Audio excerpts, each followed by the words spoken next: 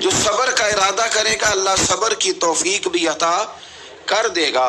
اور حضور صلی اللہ تعالی علیہ وسلم فرمانے لگے یاد رکھو کسی بندے کو جو بہترین تحفہ دیا گیا ہے نا، اگر کسی کو کوئی بہترین عطیہ ملا ہے تو پھر اللہ تعالیٰ نے اسے صبر عطا فرمایا ہے۔ یہ بہترین تحفہ ہے، اس سے زندگی سنور جاتی ہے، اس سے انسان باوقار اور مطمئن ہو جاتا ہے، اس سے اس کے شب و روز آسانی سے بیتتے ہیں، وہ دنیا کی پگڈنڈیوں سے آسانی سے گزر کے اللہ کی بارگاہ عالی مرتبت میں سرخرو ہو کر حاضر ہو جاتا ہے۔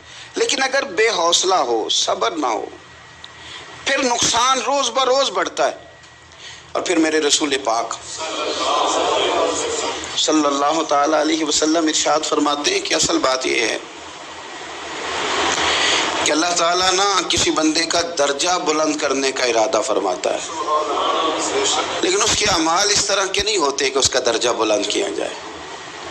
اب رب کیا کرتا ہے، اللہ تعالیٰ اس کو مال کی، جان کی، اولاد کی کسی مشکل میں ڈال دیتا ہے، اس مصیبت پر وہ بندہ صبر کرتا ہے تو اللہ تعالیٰ اس کا درجہ بلند فرما دیتا ہے۔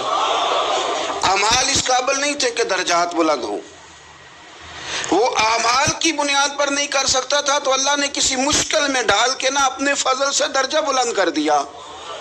اب جو راہ طریقت کا مسافر تھا، جو سلوک کی منازل طے کر رہا تھا، جو اللہ رسول کے قریب جانے چاہ رہا تھا، اس کے لیے کتنی آسانی ہو گئی کہ مجاہدہ تو زیادہ نہ کر سکا، کثرت سے نفلی صوم و صلات کا بندوبست تو نہ کر سکا، تھوڑا سا صبر کیا، رب نے اپنا اور اپنے محبوب کا قرب عطا فرما دیا۔ تو یہ تو آپ صبر کرنے کے لیے جب نکلے ہیں تو آپ نے تو رب رسول کو پا لیا۔ یہ صبر تو وہ والا سفر ہے جس کی جو منزل ہے وہ اللہ رسول کا قرب ہے۔ تو ہم لوگ تھوڑی تھوڑی باتوں میں حوصلہ ہار جاتے ہیں، صبر چھوڑ جاتے ہیں، پریشانی بڑھ جاتی ہے، پتہ نہیں ایسے محسوس ہوتا ہے کہ جیسے یہی بندہ دنیا کا سب سے دکھی بندہ ہے۔ تو ایک تو یہ کہ ذاتی حیثیت سے صبر کرے، ایک یہ کہ پھر دشمن کا جب مقابلہ ہو، آمن نصبرو و صابرو، آپ کا جب مقابلہ سامنے کسی کے ساتھ ہو تو پھر تیر، تلواریں، اسلحہ، بندوقیں یہ نہیں زیادہ لڑتی، میدانوں میں حوصلے لڑتے ہیں، میدانوں میں صبر لڑتا ہے، میدانوں کے اندر توانائیاں لڑتی ہیں۔ میدان کربلا کے اندر کوئی مقابلہ نہیں تھا تیر کا تیر کے ساتھ، تلوار کا تلوار کے ساتھ کوئی مقابلہ نہیں تھا۔ میدان کربلا کے اندر ظلم کا صبر سے مقابلہ تھا۔ فتح کے ڈنکے یزید نے بجائے تھے، جشن ابن زیاد نے منایا تھا، لیکن قیامت تک اللہ نے جو فتح عطا فرمائی ہے تو وہ حسین ابن علی کے صبر کو عطا فرمائی، وہ سیدنا امام علی مقام کے صبر کو ملی۔ عزیز بھائی، صبر ہی ہمیشہ فاتح ہوتا ہے، صبر ہی جیتا کرتا ہے، صبر ہی کامیابیاں دیتا ہے، نتیجے صبر کے نکلتے ہیں، صبر کے حوصلے کے نتیجے ہوتے ہیں۔ ہماری جلد بازی ہمیں شکست خوردہ کر دے گی، ہمارا حوصلہ نہ ہونا ہمیں ہرا دے گا، ہم کمزور پڑ جائیں گے اگر ہم بے حوصلہ ہو جائیں گے۔ سنو، میرے نبی پاک علیہ السلام نے تربیت کی، حضور اپنی امت کو درس دیتے ہیں۔ حضور فرماتے ہیں پہلے تو کوشش نہ کرو کہ تمہاری دشمن سے لڑائی ہو، اس چکر میں ہی نہ پڑو کہ لڑائی ہو۔ مسلمان امن والے ہیں، یہ پرامن لوگ ہیں، یہ امن پسند ہیں، یہ داعی امن ہیں، یہ معاشرے میں مومن ہونا امن کی علامت ہے۔ فرمایا پہلے تو یہ پروگرام ہی نہ بناؤ کہ تمہاری لڑائی ہو، اور فرمایا پھر اگر ہو جائے نا تو پھر صبر کے ساتھ مقابلہ کرو، پھر ڈٹ کے مقابلہ کرو، اور پھر یاد رکھو کہ یہ جو جنت ہے یہ تلواروں کے سائے میں ہے، جنت تلواروں کے سائے میں تمہیں ملے گی۔ پھر ڈٹنا سیکھو۔ پہلے تو بات یہ کہ تم یہ ارادہ ہی نہ کرو لڑائی، اور اگر کبھی ہو جائے وہ لوگوں کو بتاؤ کہ ہیں ہم پرامن لوگ، پر دین کے لیے کھڑا ہونا ہو تو پھر ہم سے زیادہ کسی کو کھڑا بھی نہیں ہونا آتا، پھر ہم سے زیادہ کسی کے پاس طاقت بھی نہیں۔ حضرت مولا علی شیر خدا رضی اللہ تعالیٰ عنہ کے زمانے میں کفر کے ساتھ ایک جنگ ہو رہی تھی، تو کافروں نے نا جاسوس بھیجے کہ یار پتہ تو کرو مسلمانوں کی تیاری کس طرح کی ہے۔ تو جاسوس واپس جا کے کہنے لگا سمجھ کوئی نہیں آئی ان کی، وہ تو راہب قسم کے لوگ ہیں، صوفی قسم کے لوگ ہیں، وہ تو کٹے ہوئے دنیا سے مسلوں پہ بیٹھ جاتے ہیں رات کو تو لگتا ہے دنیا سے تعلق ہی کوئی نہیں، لیکن سویرے اٹھ کے میدان میں تلوار لے کے نکلتے ہیں تو لگتا ہے ان سے بڑا مجاہد ہی کوئی نہیں۔ یہ عجیب لوگ ہیں کہ رات کو مسلح پہ بیٹھے تو لگتا ہے کٹ گئے دنیا، صوفی لوگ ہیں، درویش ہیں۔ یہی مسلمان کی شان ہے، ہو ہلکا یاراں تو بریشم کی طرح نرم، رزم حق و باطل ہو تو فولاد ہے مومن، ادھر آ ستمگر ہنر آزمائے تو تیر آزما، ہم جگر آزمائے۔ ہم تجھے اپنا حوصلہ بتاتے ہیں کتنا، دیکھ ہمارے حوصلے سے ٹکرا کے دیکھ یہ کتنا طاقتور اور مضبوط ہے۔ تو عزیز بھائی، اگر زندگی میں آپ کو صبر کرنا آ گیا، میں بڑے دنوں سے یہ عنوانات بیان کر رہا ہوں، اور آج تو خصوصی طور پر رمضان شریف کے اس جمعے میں اپیل کرنا چاہتا ہوں آپ سے کہ کمزور باتیں کرنی چھوڑ دیں، مایوسی کے جملے اپنی زندگی سے نکال دیں۔ ہم مسلمان ہیں، آپ بیمار ہو گئے ہیں تو یہ بھی خدا کا فضل ہے، گناہ معاف ہوں گے۔ اگر اللہ تعالیٰ نے فقیر بنا دیا، غریبی آ گئی ہے تو یہ بھی فضل ہے، امیروں سے پہلے جنت میں جائیں گے۔ اگر اللہ تبارک و تعالیٰ نے کسی جگہ آپ کو مکان نہیں دیا اور دوسرے کو دے دیا ہے تو آپ وہ لوگ ہیں جو عظیم سنت ادا کر رہے ہیں سیدنا بلال حبشی کی۔ اگر کسی جگہ کوئی کمزوری آ گئی ہے، کوئی پیچھے رہ گئے ہیں تو یہ خدا کا فضل ہے۔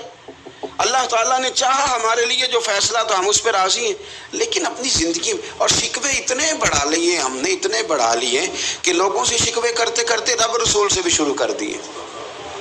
غلام بھی کبھی شکوہ کرتا ہے، آقا کا بھی شکوہ ہوتا ہے، بندہ بھی کبھی شکوہ کرتا ہے، رب کا بھی شکوہ ہوتا ہے، یہ بھی کبھی ہوتا ہے۔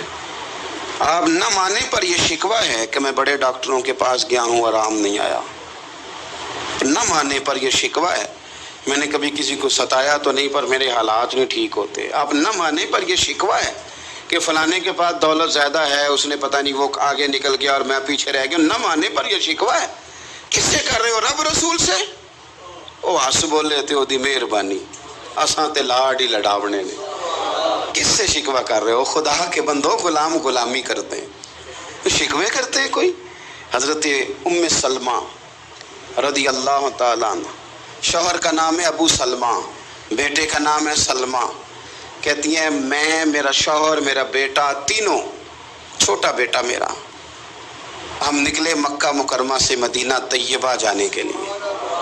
ایک کی بیٹا ہے، خاندان جمع ہے، شوہر کی گود میں بیٹا، اونٹ کے پیچھے میں۔ فرماتی ہیں مدینے کی سرحد آ گئی تو میرے میکے والے آ گئے، کہنے لگے ابو سلمہ نہیں لے جانے دیں گے مدینے اپنی بیٹی کو۔ میں نے کہا میں مسلمان ہوں، میں تو اپنے شوہر کے ساتھ مدینے جاؤں گی۔ انہوں نے کہا نہیں جا سکتے، تو نے جانا ہے تو جا، ہماری بیٹی نہیں جائے گی۔ زبردستی مجھ سے انہوں نے مجھے میرے شوہر سے الگ کیا۔ کہتی ہیں پھر میرے شوہر کے قبیلے والے آ گئے، وہ کہنے لگے اگر تم اپنی بیٹی کو نہیں نہ جانے دیتے تو یہ جو ہمارا پوتا ہے یہ ہماری نسل ہے، تمہارا نہیں، اسے ہم نہیں جانے دیں گے۔ وہ بچہ اپنی طرف کھینچتے تھے، میں اپنی طرف کھینچتی تھی، مدینے کی سرحد پہ۔ یہ جھگڑا زمین کے لیے نہیں ہو رہا، مکان کے لیے نہیں ہو رہا، حضور کے مدینے جانے کے لیے ہو رہا، حضور کے مدینے جانے کے لیے ہو رہا، مدینے جانے کے لیے ہو رہا۔ لنگ کئی مہینے تے برس گئے تے تیری دید نو دیدے ہی ترس گئے۔ انہوں نے بچہ کھینچا، میں نے اپنی طرف کھینچا، میرے بچے کا بازو اتر گیا۔ فرماتی ہیں میرے شوہر مدینے چلے گئے، بیٹا میرا میرے سسرال والے لے گئے، مجھے میکے والے لے گئے۔ آج بھی کچھ سیانے بندے کہتے ہیں اس کو نکال دو اور بچے چھین لو۔ ان کا بھی خیال تھا کہ بیٹا لے جائیں گے نا تو ابو سلمہ بھی مدینے سے واپس آ جائے گا، یہ بھی واپس آ جائے گی۔ اور یار اتنا بڑا بھی ظالم کوئی نہیں ہوگا جو ماں باپ سے بچے جدا کرے۔ فرماتی ہیں کہ وہ لے گئے چھین کے، میں میکے چلی گئی، لوگ روٹی کھاتے تھے، میرے حلق سے نہیں گزرتی تھی۔ زمانہ سویا کرتا تھا، میں سو نہیں پاتی تھی، بیٹا کہاں، شوہر کہاں، میں کہاں۔ ام سلمہ کتنی دیر تکلیف کاٹی؟ پھر ہمیں ام سلمہ کہنے لگی لوگوں ایک دو دن نہیں پورا سال بیت گیا، پورا سال، پر جے سونا ہی میرے دکھ وچ راضی، جے سونا ہی مارو مارو مینو مار مکاؤ، میں کوئی عذر نہ پیش لے آواں، اور جے سونا ہی میرے دکھ وچ راضی۔ پھر سکھ نو چولہے ڈاواں. فرمایا سال بیت گیا، لوگ صبح اٹھ کے کام کاج پہ لگ جاتے، کپڑے بدلتے، ڈیوٹیاں کرتے، اور میں سویرے اٹھ کے اس جگہ آ جاتی جہاں میرا شوہر اور میرا بیٹا بچھڑا تھا. میں سارا دن روتی، آہوزاری کرتی، حضور کے مدینے کی طرف منہ کر کے میں تڑپتی. سال بیت گیا، سال، ایک ہفتہ نہیں نکلتا بچوں کے بغیر. بڑے بڑے سیانے لوگ پردیس جاتے ہیں تو بچوں کی فوٹو دیکھ دیکھ کے روتے ہیں، لیکن کہتی ہے ماں تھی، بیٹا بچھڑا اور پھر بیٹا بیمار ہو اور ماں سے جدا ہو، کتنی تکلیف کا منظر ہے. آپ فرماتی ہیں کہ ایک سال بیت گیا اور میں نے کسی کی منت نہیں کی، میں نے کوئی شکوہ نہیں کیا، اس لیے کہ جس حال میں رب و رسول رکھیں. یہ حوصلہ، یہ صبر، یہ توانائی. ایک سال کے بعد میرے چچا کا بیٹا میرے پاس سے گزرا، تڑپتے دیکھ کر کہنے لگا میری بہن تو سارا دن روتی رہتی ہے. تو میں نے کہا بھائی تمہیں کیا بتاؤں، اس کا شوہر چلا جائے، بیٹا جدا ہو جائے، وہ کیا کرے گی؟ فرماتے اس نے جا کے میرے باپ سے، اپنے والد سے، میرے خاندان والوں سے کہا اس کی سزا کب ختم ہوگی؟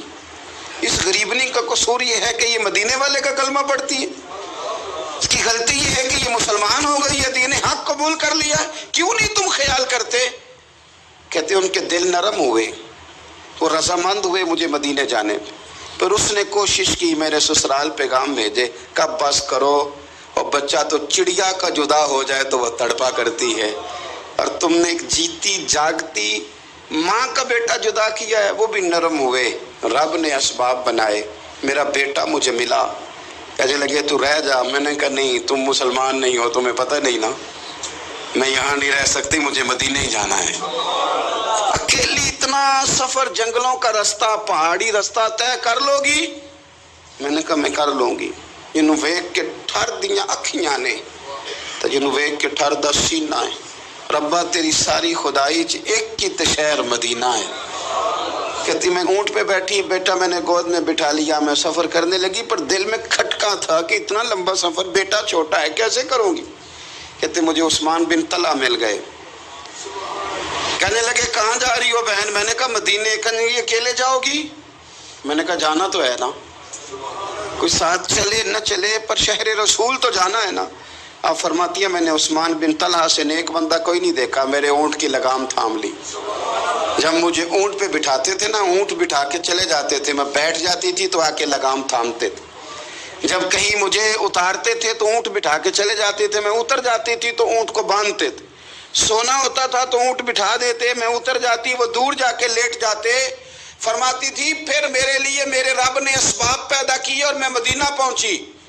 میں شوہر سے ملی اور لوگوں میرے نصیب دیکھو، میں رہنے کہاں لگی؟ حضور کے مدینے میں، شہر رسول میں، شہر رہ پائے نظر ہوش میں آ. یہ کوہ نبی ہے، میں حضور کے حرم کی زمین اور قدم رکھ کے چلنا.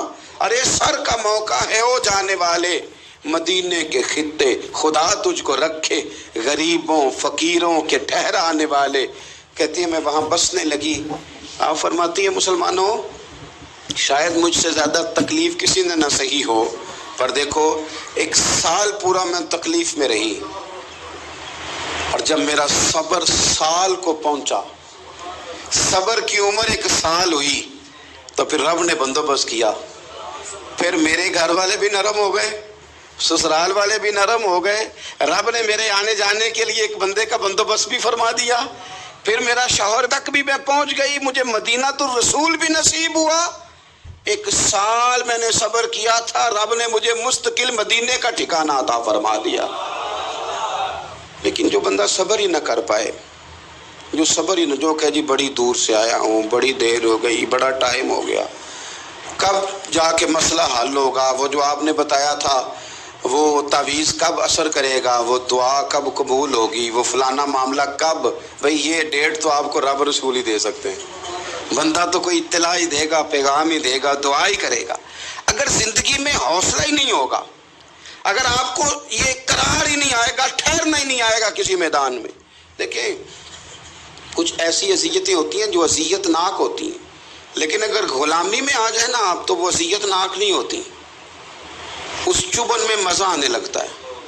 کئی درد بھی مزیدار ہوتے ہیں، کئی درد بھی کبھی زخم ٹھیک ہونے پہ آ جائے نا تو اسے چھیڑو تو مزہ آتا ہے، اس لیے کہ کچھ درد بھی مزیدار ہوتے ہیں۔ آتش سے کسی نے کہا تو روتا بڑا ہے، اس نے کہا محبوب کی یاد میں تڑپتا ہوں، ابھی تو ایک دل ہے، میرے تو خواہش تھی کبھی دو ہوتے نا تو صحیح کر کے تڑپتا۔ رب نے دل ایک بنایا، کہتا وہ مزہ دیا ہے تڑپنے کہ میری آرزو ہے یا رب میرے دونوں پہلوؤں میں دل بے قرار ہوتا۔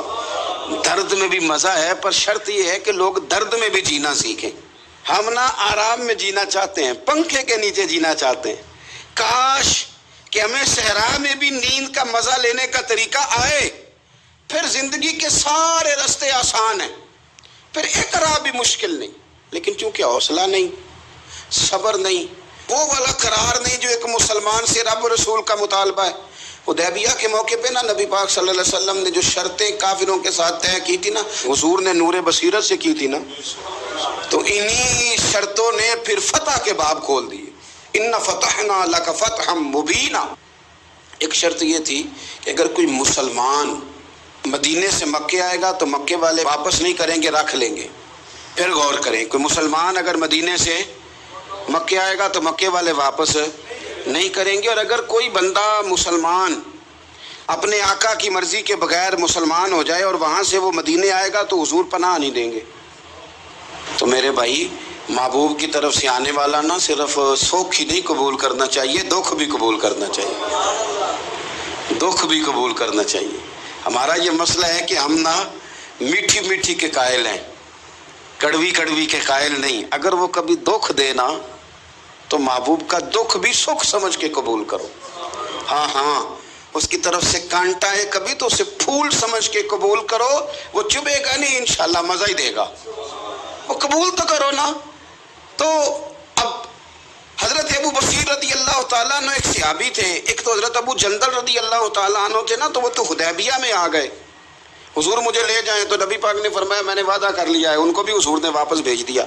اور یہ بیچارے نا اپنے آقا کی جیل توڑ کے مکے سے بھاگ کے مدینے آئے، یا رسول اللہ مجھے قبول کر لے، میں بھاگ آیا ہوں، وہ بڑا ظلم کرتے ہیں، مارتے ہیں، تکلیف دیتے ہیں۔ وہ آئے تو ادھر سے نا اس کے مالک نے ایک دو بندے بھی بھیج دیے رکا دے کے کہ یا رسول اللہ آپ کا تو وعدہ تھا کہ آپ بندہ رکھیں گے نہیں۔ یہ آئے اور رکا بھی آ گیا۔ اب ذرا منظر کو سمجھے، ہمارا تو یہ مسئلہ ہے کہ کہتے ہیں کہ میری 99 باتیں مانی ہیں، ایک نہیں مانی، لہذا میرا تعلق ہی کوئی نہیں۔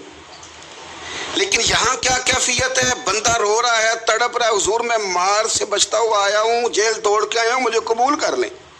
ادھر رکا آ گیا کہ آپ کا وعدہ تھا رکھیں گے نہیں۔ اب یہ کتنا مشکل مسئلہ ہے، لیکن رسول پاک علیہ السلام نے فرمایا ابو بصیر میں نے وعدہ کیا یار تجھے واپس جانا پڑے گا۔ ہوئے ہوئے ہوئے،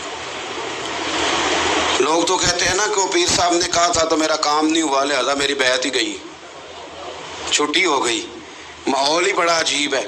حضور نے فرمایا واپس جا، لیکن جے کر یار دے نام دا ملے مینا، پھر انہوں چولی پا لئیے مینے نو پنجے سٹیے نا، جے کر یار دے نام دا، سامنے والے نے تانا سمجھ کے دیا تھا پر یار کے نام کا تھا نا، اس نے کہا لا صحیح سونے کے نام کا ہے نا، تانا ہوا تو کیا ہوا، جے کر یار دے نام دا ملے مینا، انہوں چولی پا لئیے پنجے سٹیے نا، تے جے کر یار دے نام دی ملے سولی، پھر جھوٹا جھوٹ لئیے تے پیچھے ہٹیے نا، جھوٹا جھوٹ لئیے۔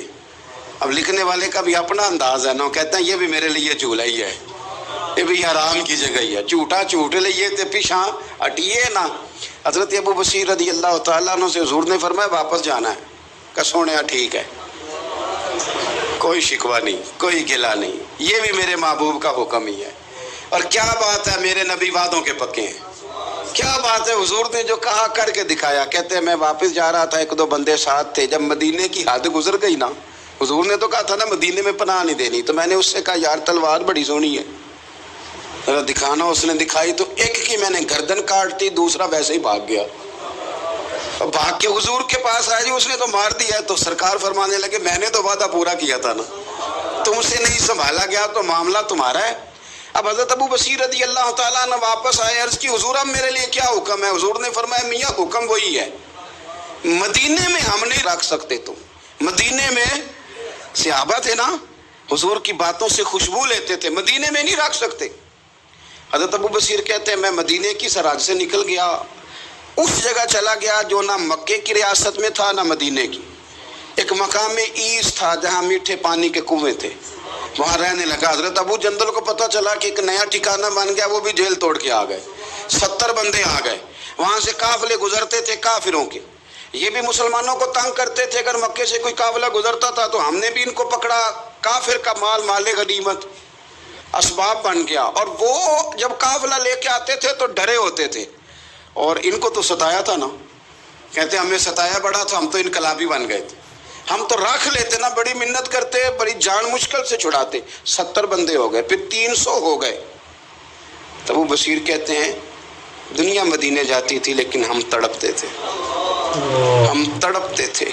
रोत लंघ गई है फिर बाहर आंदी ते अज चिट्ठियां मदीने आईया नहीं। हम तड़पते थे कि यार कोई मौका मिले, रोज रात को रोते तड़पते।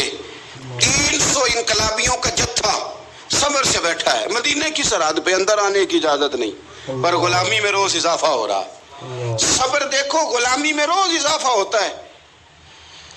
तंग आ गए काफिर, पहले बड़ी डींगे मारते थे कि देखो हमने कैसी शर्त मनवाई है, कैसी शर्त मनवाई है कि उनका बंदा आएगा तो हम वापस नहीं करेंगे, हमारा जाएगा तो उन्हें करना पड़ेगा। फिर इतने तंग आए कि खुद आके कहने लगे हुजूर मेहरबानी करें, ये शर्त तो ख़त्म करें ना, और इन 300 को तो मदीने बुलाए, मेहरबानी फरमाए।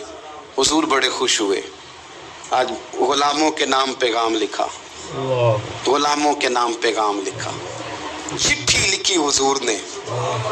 चिट्ठी किस चीज़ की लिखी? आ जाओ यार मदीने आ जाओ। चिट्ठी आई मदीने आने के लिए। हजरत अबू बशीर के नाम चिट्ठी गई, आजा यार मदीने, आजा तेरे नाम पैगाम सब लाई है सरकार नबी से, और आया है बुलावा मुझे दरबार नबी से। पैगाम आया। हजरत अबू बशीर इतने बीमार थे कि नज़ा का आलम था, लेकिन उस आलम में भी इंतज़ार था। उस आखिरी वेले अखियां मेरियां रात तकनाए तेरा, तेरा ते सजना कुछ भी नहीं जाना, जे पा जावे एक फेरा ते सिर मेरे ते आन खलोवे ते फिर पर्दा रह जाई मेरा, सौखा निकले साब ज़हूरी, ये वेख लवे मुख तेरा। हज़रत अबू बशीर को ना वो रुका गया, हुजूर की चिट्ठी गई तो यूं चिट्ठी पड़ी, हुजूर ने फरमाया आ जा ना, रास्ता खुल गया है, तू आ जा, खुल गया रास्ता। दुआ फरमाओ मदीने के रास्ते खुल जाएं, करो ना यार दुआ मदीने के रास्ते खुल जाएं। कुछ ऐसे हैं जिन्होंने सारे दुख सुनाने ही मदीने जाके होते, कुछ लोग ऐसे हैं जिनके दिल और कलेजे फटने को आ गए, दुआ करो रास्ते खुल जाएं। हुजूर ने फरमाया आ जा, तेरा राह खुल गया। हजरत अबू जंदल कहते हैं मैं सराहने खड़ा था, हजरत अबू बशीर के खत पढ़ा, मुस्कुराए, इशारे से कहने लगे देख मेरे नबी का खाता है, हुजूर की चिट्ठी मेरे नाम आई है, पढ़ना। तो मैंने भी पढ़ी, पहले रोए फिर कलमा पढ़ा, फिर मेरा हाथ थामा, रूह ही परवाज कर गई हमेशा के लिए, हमेशा के लिए। वो जाहिरी जिस्म के साथ तो मदीने ना पहुंचे, पर कब्र में गए तो मदीने वाले की ज़ियारत नसीब हो, कब्र में हुजूर की ज़ियारत नसीब हो गई। कब्र में हजरत अबू जंदल कहते हैं मैंने जनाजा पढ़ा, और उसी मकाम पे जहाँ उन्होंने इंतज़ार किया था ना, वो मकाम में इंतज़ार उनका मज़ार बना, मज़ार के साथ मस्जिद बनी, मस्जिद का नाम मस्जिद अबू बशीर रखा गया। उन्होंने उस इंतज़ार में जान दे दी, पर सब्र किया, शिकवा नहीं किया। यारो इतनी शिकायतें, इतनी शिकायतें, इतने शिकवे। एक बात मेरा और करने को दिल कर रहा है। एक सहाबी थे हज़रत आसिम बिन साबित रज़ी अल्लाह तआला अन्हु, जंगे उहद में ना हुजूर के हाथ पे मौत की बैत की, जंगे उहद में बैत की, सोने तेरे नाम पे मरना, डट के लड़े। सलाफा बिन साद के 2 बेटे बदर में कत्ल किए इन्होंने। उसने कसम खाई कि माज़अल्लाह मैं इनका सर मंगा के तो इनकी खोपड़ी में शराब पीऊंगी। सलाफा बिन साद ने ये कसम खाई कि मेरे 2 बेटे कत्ल किए, मैं इनकी खोपड़ी में शराब पीऊंगी माज़अल्लाह। एक कबीला गज़ील था, उन्होंने उहद के बाद हुजूर से कहा कुछ कारी हमें दे दें, हमने कुरान सीखना है। तो नबी पाक ने कुछ बंदे भेजे, तो आसिम बिन साबित को भी भेजा, लेकिन उन्होंने धोखा किया। वहाँ जाके इनको गिरफ्तार कर लिया। जब गिरफ्तार करके मक्के वालों के हाथ बेचने लगे तो हज़रत आसिम बिन साबित ने तलवार निकाल ली। फरमाने लगे मैं काफिर का कैदी होके जीने से बेहतर है शहादत की मौत मर जाऊं। काफिरों का कैदी लड़े और फरमाने लगे मेरे कमान में तीर बाकी है, मैं लड़ूंगा और इतना लड़ूंगा कि तुम्हें पता चलेगा मुझे लड़ना आता है। और फरमाया मैं सब्र करूंगा और सब्र करके दिखाऊंगा, मैं डटूंगा और तुम्हें डट के। अकेला बंदा मैदान में डट गया, अकेला। जब तीर खत्म हो गए तो फिर नेजा निकाल लिया। ये बात आपको इसलिए समझा रहा हूं कि कुछ लोग कहते हैं जी मैं अकेला क्या करूं, तो ये आखिर में याद रखें कि सब्र आपने करना है चाहे अकेले भी रह जाएं, हौसला करना है चाहे अकेले भी रह जाएं। अकेले लड़े,